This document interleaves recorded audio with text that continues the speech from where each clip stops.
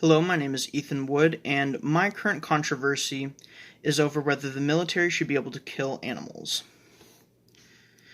Now, I know that sounds bad, and I know I probably sound psychotic for agreeing with the military in saying that they should be able to kill animals under certain circumstances. Animals have been used by the military for centuries. Over time, technology and the way wars are fought changed. This caused a change in the way animals were used in warfare as well. In some cases, armies stopped using animals for certain tasks, like cavalry. In other cases, animals have been used for special jobs, like finding IEDs or enemy combat divers. More advancements in the modern world brought increased awareness towards animal cruelty, however. The military has found itself under fire for some of its questionable uses of animals. In this controversy, I believe that some of the military's uses for animals are shaded in gray. These include wound labs, where sedated animals are injured, given surgery by military trainees, then euthanized. SCRE, or SEER training, prepares Air Force cadets for surviving in the wild, where they learn to hunt and cook wild animals. I justify these practices because the training provided to these recruits gives them the edge that they need to save their own lives or the lives of others should the need arise. I also believe that there are good uses for animals and bad ones. These include combat dogs and dolphins. I believe those are good uses for animals. However, some of the more immoral uses that the military has are for chemical weapons testing. In order to fully understand the social climate towards military uses of animals, we would first have to go back into the past to see how we got to this point.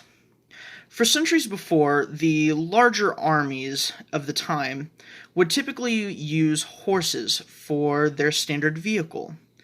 They would ride horses on into battle as cavalry units, or they would be used as draft horses for pulling and lifting anything that's too heavy for a man to carry. This was the common trend for centuries, up to the point of World War I. World War I is the turning point for a lot of things, especially the way wars are fought. It was the first modern war. And this also meant that animals would play a different role. And from this point forward, they began seeing smaller and more specialized roles within armies, instead of the larger pool of generalized use, like horses. When the war first started, most of the modern armies still used horse cavalry.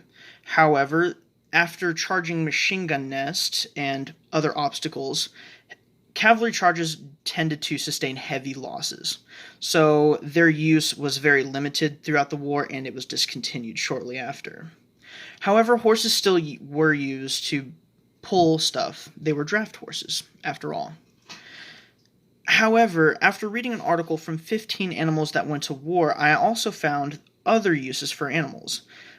Parrots were actually used to listen for enemy incoming aircraft, and cats were actually found to be regimental mascots. Further into the war, we see this change go by as the decades go by. And if you fast forward to the Vietnam era, during the Cold War, the U.S. military began using dogs and dolphins, actually. From this article, dolphins can maintain vigilant behavior for 15 days while using echolocation, is self-explanatory. The U.S. military realized the dolphins' potential, and they began using their capabilities to guard Allied harbors from enemy combat divers, and they were proven very successful in this role, especially during the Vietnam War and the Persian Gulf War, believe it or not. These are more of the morally okay roles for animals, but as we progress further, the more gray and more controversial uses for animals arise, and this is the modern era. The first topic is wound labs. Now, wound labs is a very divided concept, and it goes back and forth. Essentially, what a wound lab is, it's a training for medical personnel in the field. What they will do is the instructor will have a sedated animal, and they will proceed to injure that animal. Once the animal is injured, the trainees will actually approach the animal and perform surgery on that animal to keep them alive. Once the task is complete and the instructor is satisfied with the performance of the trainee, the animal is humanely euthanized. Now, this obviously causes outcries from the PETA especially, and it's been a common issue for some time. However, I do believe that this is a necessary practice because it does, after all, give medical personnel in the military that experience that they need that other forms of training cannot.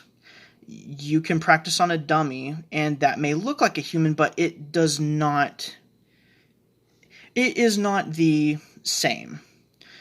Practicing on animals in a wound lab with live tissue training is the closest you are going to get to a real combat situation where a real life is in that person's hands. That is the best training that the Army could offer. And the second controversial issue and use for military animals is the training that soldiers are given in SEER training. SEER training stands for Survival, Escape, Resistance, and Evasion, I believe. That might be wrong. And according to this article, yes, the information I found on this actually comes from an Air Force training manual handbook, which essentially gives you all the basic information you need to survive in the wilderness. Should you be a pilot that was shot down behind enemy lines and you haven't gotten rescued yet, this will cover everything from building a shelter to getting your water and food and staying hidden from the enemy, possibly. The controversial issue that we're going to talk about, though, is the procurement of food and the training behind that the trainees get.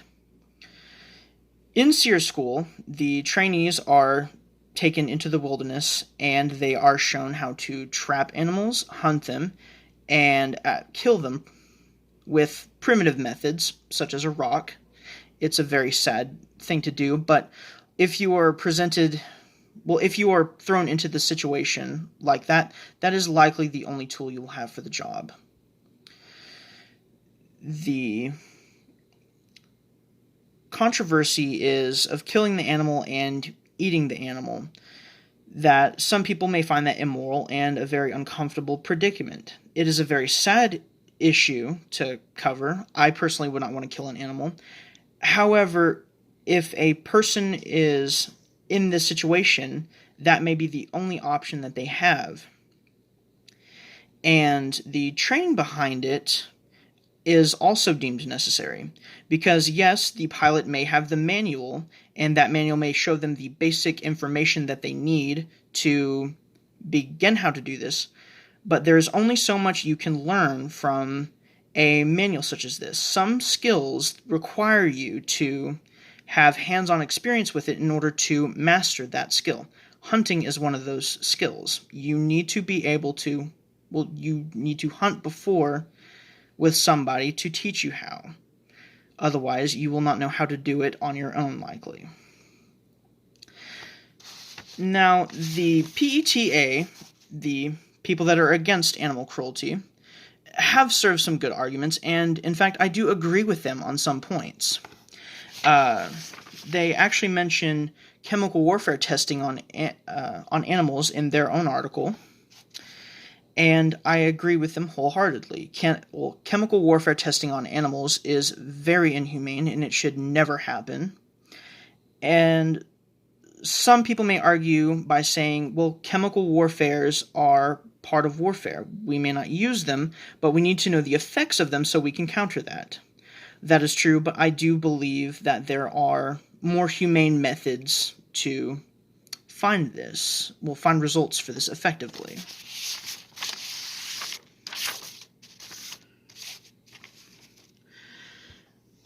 The U.S. military has used animals for centuries and will continue to do so in the future. However, some would not agree and say that some of these uses the military has is inhumane and should be banned. After examining that the discrepancies were, I have found myself in the middle ground. Yes, the military has conducted horrible experiments on animals in the past for no clear goal, and those methods shouldn't be used anymore. There are some uses in the military that the animal was involved in and unfortunately does die. But even though the animal died, it didn't die for nothing. It had purpose. The sacrifices these animals made give airmen the survival skills they need and the medical trainees the knowledge they require to save themselves or save the lives of their fellow countrymen. It is sad that animals have to be killed, but wouldn't you rather kill an animal rather than let a person die? Especially when there was something you could have done about it?